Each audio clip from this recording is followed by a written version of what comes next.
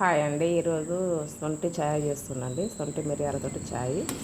పాలు పోసినండి. పాలల్లో కొంచెం లైట్గా జమ్ని ఛాయ్ పత్తా అండి. ఇది జమ్ని ఛాయ్ పత్తా వేసిన, కొంచెం ఇంత వేసిన అనమాట. జమ్ని ఛాయ్ పత్తా పాలల్లో ఒక కప్పు తీసుకున్నాండి. పాలు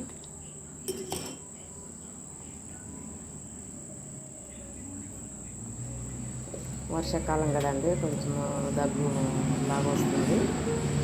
ఇది మా వారి కోసం అండి.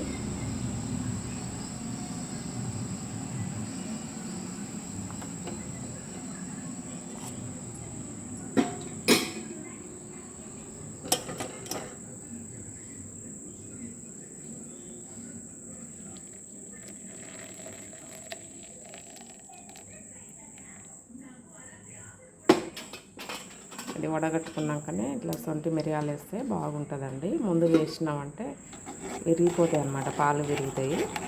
ముందు ఇట్లా చాయ్ పెట్టుకొని, చక్కెర వేయలేదండి ఇందులో.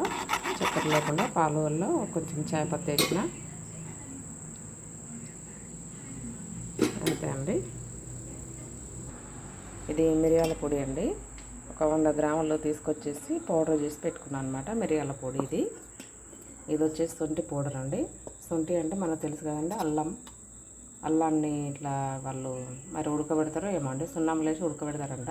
అండ్ ఆరిన తర్వాత శొంఠి అవుతుంది అనమాట. శొంఠి ఒక చిటికెడు వేసుకోవాలండి. మిరియాల పొడి ఒక చిటికెడు వేసుకుంటున్నాను.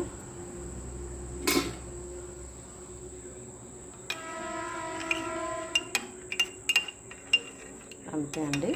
శొంఠి మిరియాల చాయ్ అండి ఇది.